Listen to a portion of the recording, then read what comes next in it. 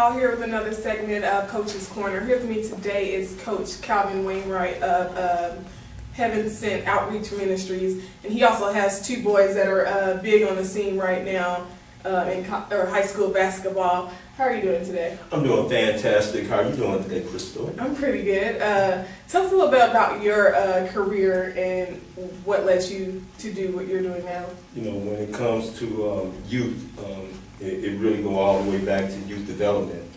I believe in youth development and sports in the Kansas City area.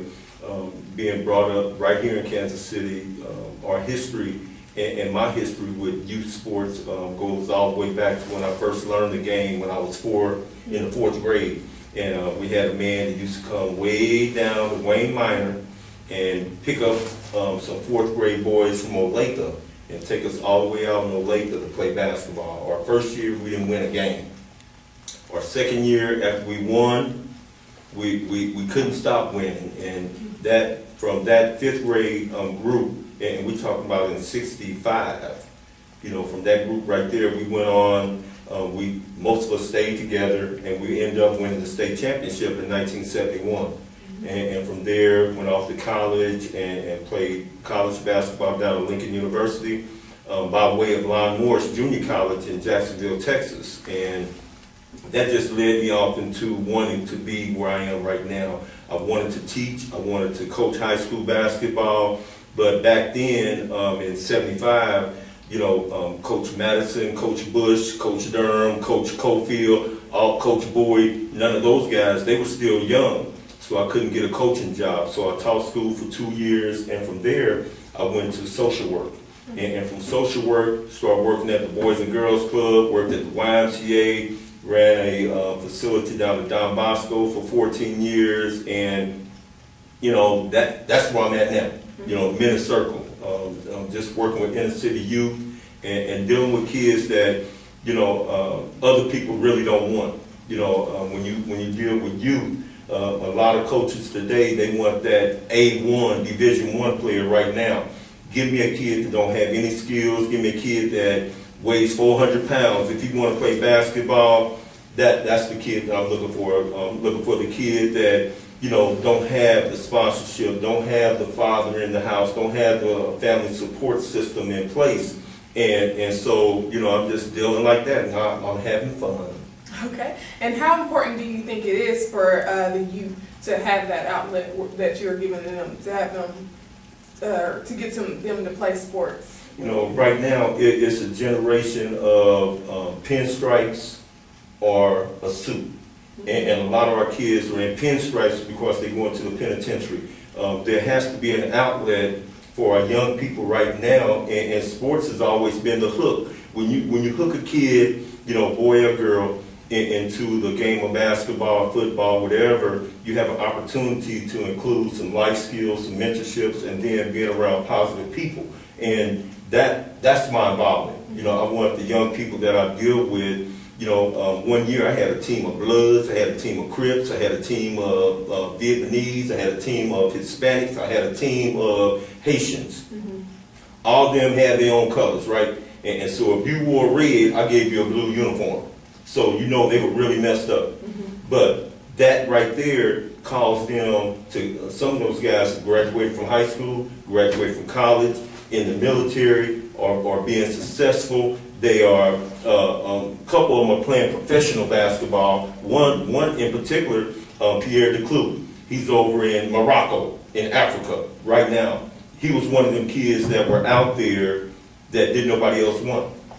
And he came to our program with that hook, and look at him now.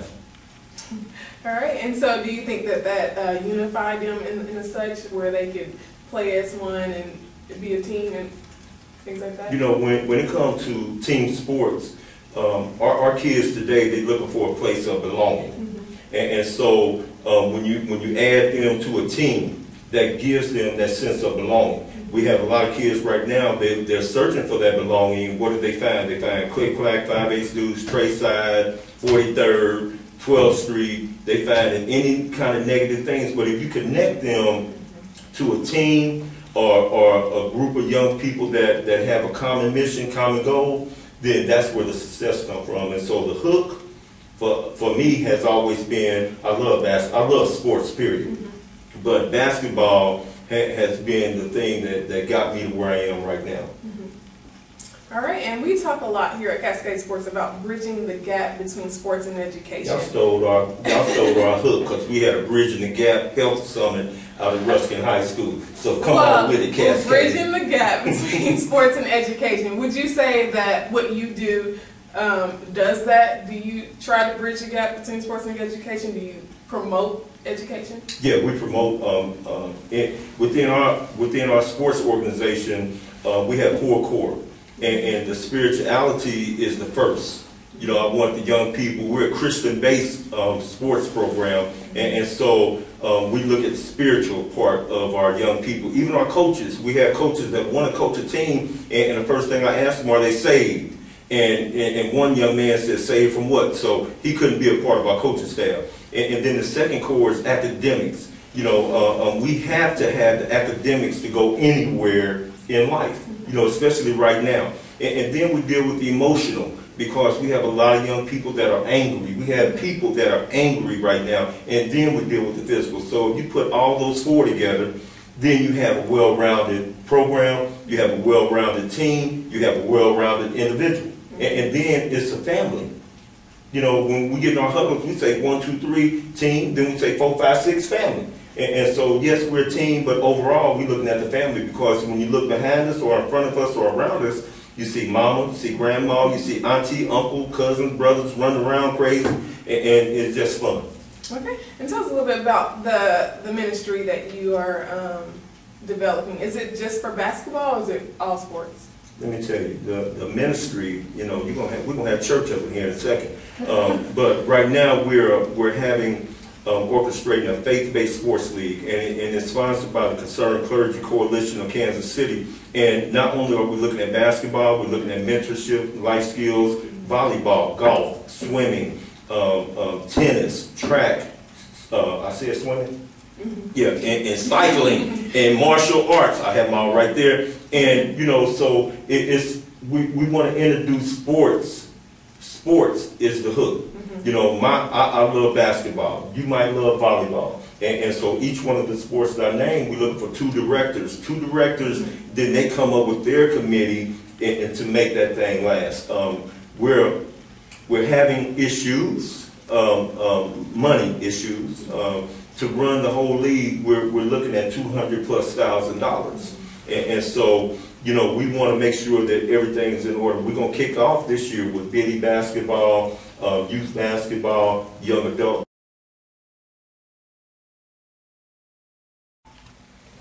All right, you mentioned you were looking for directors and certain financing for the different branches in your program. How would they go about contacting you to do that? Okay, you know, and with the faith-based sports league, we are looking for 2 directors in each one of the positions that I mentioned.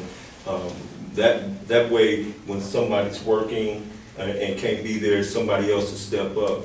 But right now, we're sponsored by the Concerned Clergy Coalition, which our president is Reverend and City Council Michael Brooks. You can contact me at area code 816-497-4886, and somebody will get back to you as soon as possible with that. But we're looking for sponsorship. We're looking for volunteers. We have several volunteer positions that people can get engaged with. Our mentorship program and life skills and devotion is going to take off, because we have people that is coming from Aim for Peace. We have people coming from several other outside entities that want to come in, deacons from churches, ladies from churches. We have a young man by the name of Rance Williams. We're also going to do music and the arts. We have a couple rooms that we're going to be setting up at our game sites, where, you know, young people that don't play the game can go in there and do their thing in the music and arts position. Okay, and for the mentoring positions, what type of background do they need to have, or qualifications? You know what, we want people that are real. You know, because right now our young people need something real. We don't need somebody that want to come in and fake it. We want somebody that's ready to come in and talk about the real issues that our young people are dealing with right now, from HIV to this gangster thing that they want to be in, career development. We're talking about everything from X, Y to Z. That's what we want to, you know, male, how to become a man, how to become a woman. You know, we have all these social issues that we're dealing with their finances. We have people that's coming in to talk about finances, getting a bank account, a savings account, managing your book. All right, we're going to switch gears a second and go backwards. You were a part of a team called the United Brothers. I don't know the exact year right now, but tell us a little bit about that team, because I hear that you guys won every game and had a lot of people mad at you. You know, the United Brothers were a group of men that, you know, all of us had NBA dreams. And on our team, you know, it was coming up during the same time the Kansas City Kings were here in Kansas City. And believe me, we would go out to Rockhurst and we would wear these guys out. We would beat the Kings at Rockhurst University and the Boys and Girls Club. And we talking about people like Scott Wedman, I'm a blow on Otis Bird's song, all those guys right there. We used to dog them. And the thing about it is, we never got that opportunity. You know, we didn't have the opportunities as the young people have today. They gave an opportunity to one of the newscasters to try for the Kings, where everybody on our team asked for a tryout. But one person, Melvin Harvey, was the only one that got that tryout for the Kings during that time. So if you go back in the times and look at the NBA pictures, you know, team pictures, you wouldn't see too many people look like me on the teams. And so we didn't have that opportunity to play. So we still had that competitive edge. All of us came out of college and we still wanted to play ball. So they had several big-time AAU tournaments in Topeka, Wichita, Oklahoma, Arkansas, Albuquerque, and believe me, that's where we went. We went to play, you know, and people like Charles Parker and Crop Martin, they just got into the Hall of Fame at their school. They went to Tark Hill. They went to Tark Hill. They just got inducted into the Hall of Fame. We have on our team, we have Martinez Denman. His nephew is playing down at MU right now. His nephew played for Colorado and played overseas. We also had Steve Hannon, which is an educator.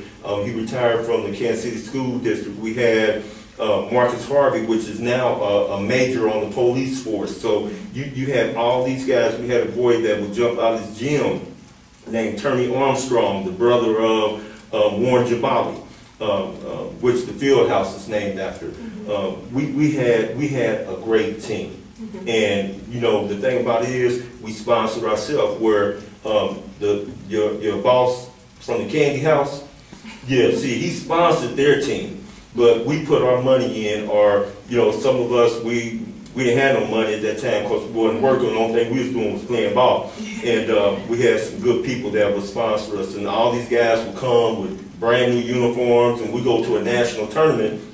They flying their players in, big charter buses, and we ride in Lincoln Continentals. Yeah.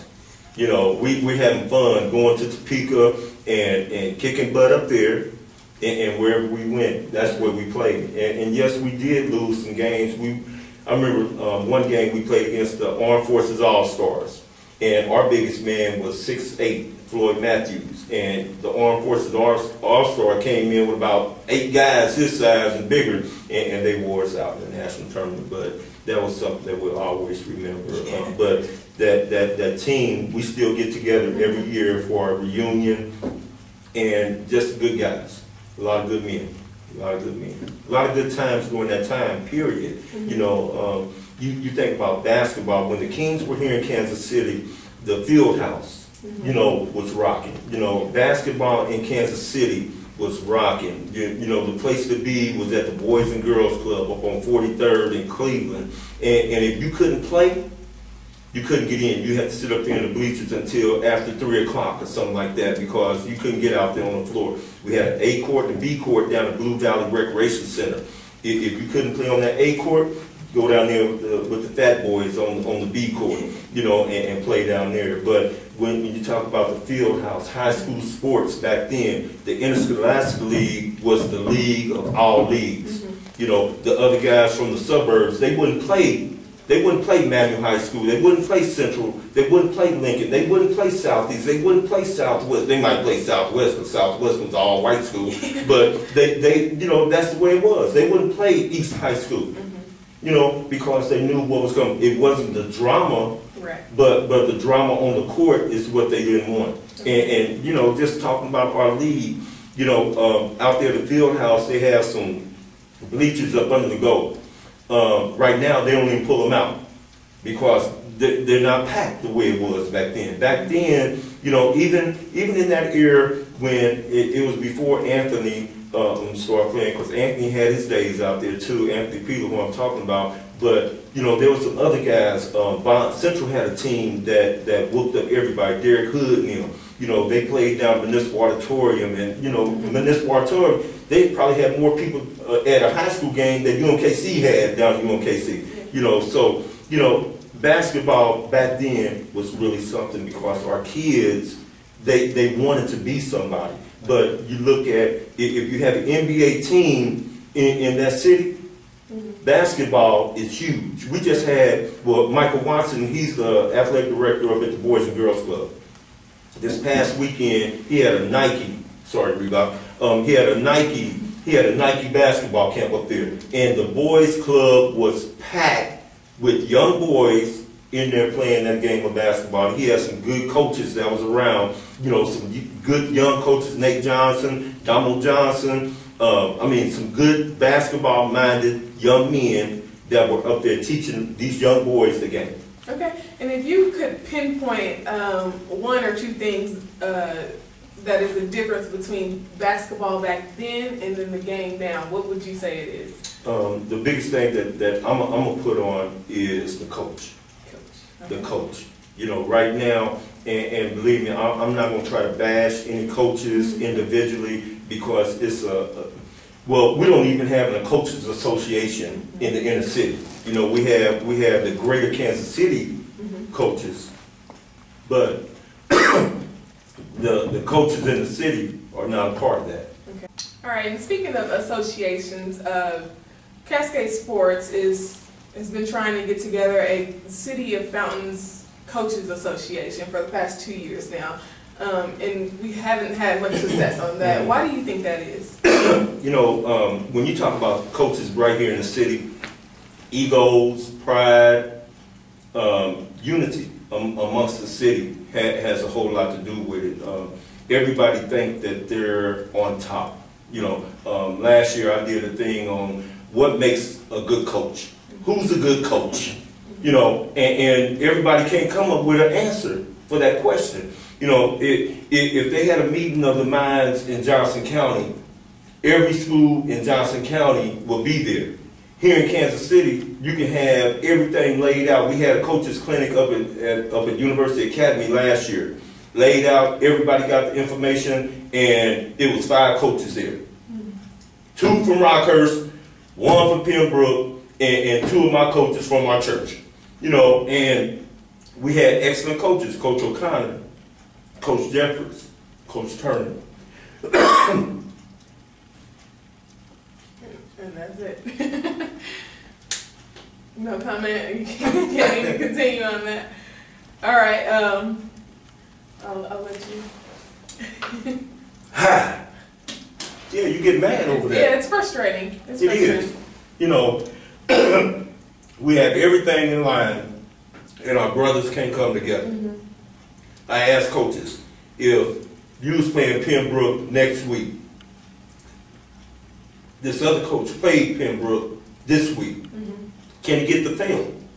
And the coach said, H, no. You know, let him go out there and get his own film. You know, the brothers don't want to work together. And until we learn to work together, our kids are going to suffer. Right.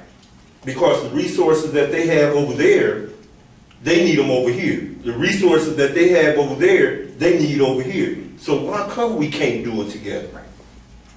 Unity in the community. it's hard. It's hard. And we as grown folks, we as coaches, we have to set the standards. Right now, when it comes to standards, who are they accountable to? You know, me as a coach, I'm accountable to God. I'm accountable to my board. I'm accountable to my wife. I'm accountable to my parent, my family, my team. I said ASS one day in practice. Somebody called my wife immediately, and so when I got home, they tell me you cussing people out. I said ASS. You know, but that was a big thing. Now you have coaches. Last year I got beat 144 to 18, and the coach, he bragged about it. He bragged about it. So you know, who's setting standards? With our league, we have standards set. You know, we have scripture to back up the things that we're doing, and so we're putting God in it. And a lot of people, they don't want God. But if you want to be a part of this right here, we look for the unsaved teams to be a part of this. You know, because without God, they even talk about taking in God we trust off a penny. So they try to remove God out of everything. He is the foundation for everything that we do. Without him, we can't even breathe. You see, I had to drink water. Because get choked up off of things that it really matters to me, how me as a brother, not speaking to a brother. You know, me as a brother, not including that brother in the things that we're doing. You know, if I'm eating, I want you to eat too. I don't want you to sit over there and watch me, you know, have a steak and prime rib. You know, I'm gonna share this. All right. Let's talk about your boys, because they are a hot topic in high school basketball. Ishmael and Ahmad Wainwright. What's next for them? You know about them? Those are my pride and joys. You know, when you talk about sons, you know, when God gave me my sons, you know, that was a turning point in my life. You know, I became clean and sober, you know, because I used to hang out. You know, but when God gave me a son, my own son, I have other kids, but when they gave me my son, I didn't want to be like my dad. You know, I wanted to be a better dad. And so, you know, training your kid. And with Ishmael, you know, the coach called me yesterday. I took Ishmael out of a Raytown school and sent him to Montrose Christian Academy in Rockville, Maryland. I did that because my son had dreams. He has dreams. My son wanted to play in the McDonald All-American game. My son wanted to be All-State. My son, you know, he has dreams. And playing at the school that he was at, you know, a kid from Winnetonka got district player of the year over all these kids that are Division I players at Raytown South High School.